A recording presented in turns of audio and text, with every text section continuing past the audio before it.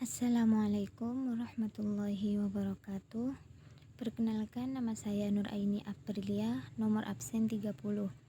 Di sini saya akan mempresentasikan tentang tokoh pendidikan Islam Muhammad Abduh. Biografi Muhammad Abduh.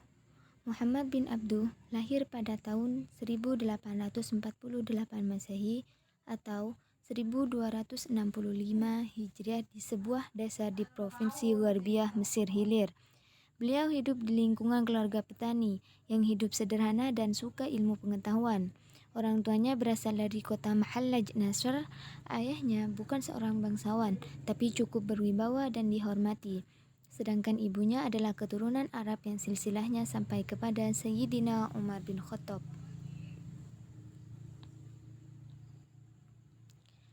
Pemikiran pendidikan Islam Muhammad Abduh. Di sini terdapat 4 pemikiran pendidikan Islam menurut Muhammad Abduh. Yang pertama ada konservatif tradisional. Pendekatan yang digunakan gerakan pembaharuan Islam yang berorientasi ideologi konservatif tradisional adalah pendekatan apologetik. Gerakan pembaharuan Islam ini biasanya berusaha mempertahankan tradisi lama tanpa ada perubahan. Gerakan ini secara bulat menolak segala bentuk revolusi pemikiran.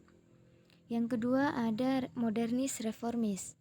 Kaum ini menggunakan pendekatan identifikatif dalam menghadapi tantangan yang datang dari barat dan tuntutan dunia modern. Dengan sikap adaptif rasionalnya, mereka berusaha mengaplikasikan Islam dalam kehidupan realitas yang penuh dengan dinamika perubahan. Yang ketiga ada modernis sekuler. Kaum modernis sekuler adalah mereka yang menjadikan sekularisme sebagai upaya yang perlu dilakukan dalam rangka pembaharuan Islam. Gerakan pembaharuan Islam yang ideologisnya modernis sekuler telah menggunakan pendekatan identifikasi. Gerakan ini mempunyai prinsip bahwasanya Islam selaku agama harus dipisahkan dari hal-hal yang bersifat keduniaan. Yang keempat ada Puritan fundamentalis.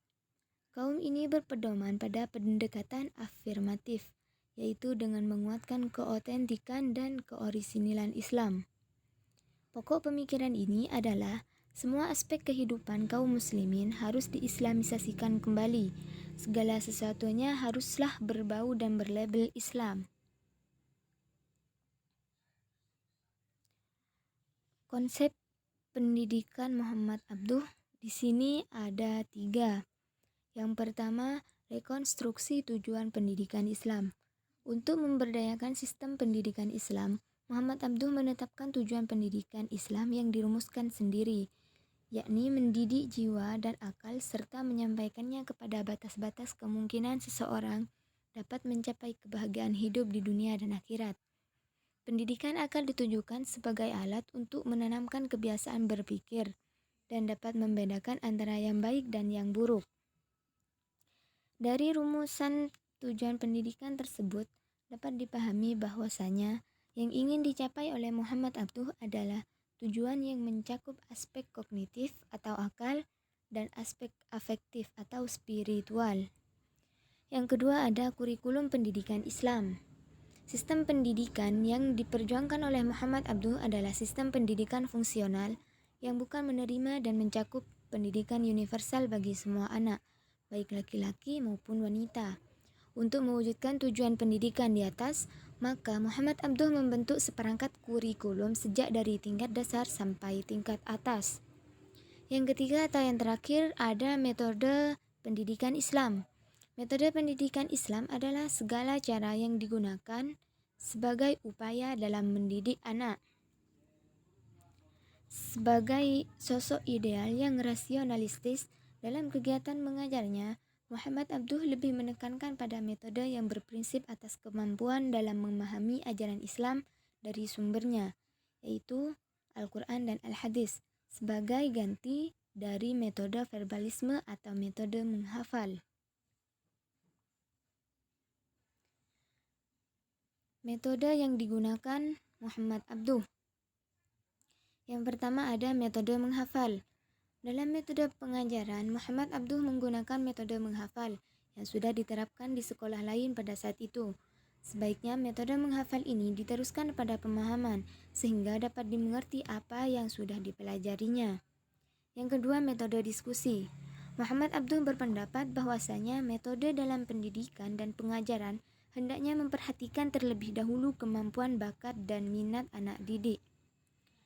Dalam kata lain, metode pengajaran yang memberikan kebebasan untuk berpikir dan berkreasi dalam pendidikan dan pengajaran adalah metode diskusi.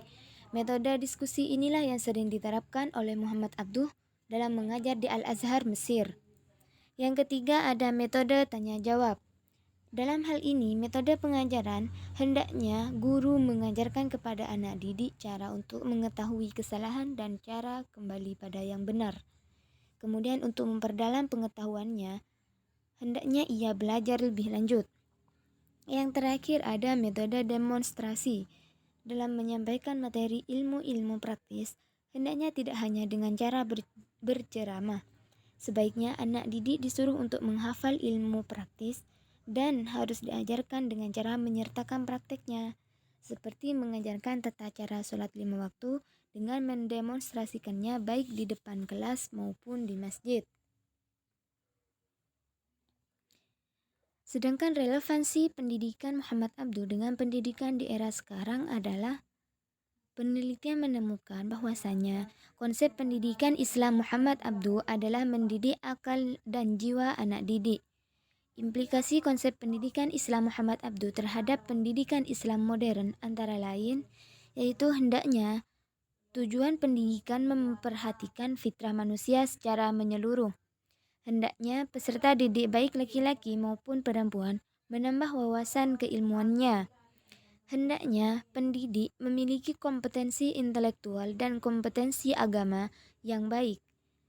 Yang terakhir, hendaknya metode pembelajaran yang diterapkan dapat mengembangkan aspek akal dan jiwa.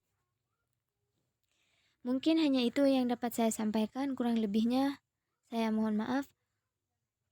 Wassalamualaikum warahmatullahi wabarakatuh.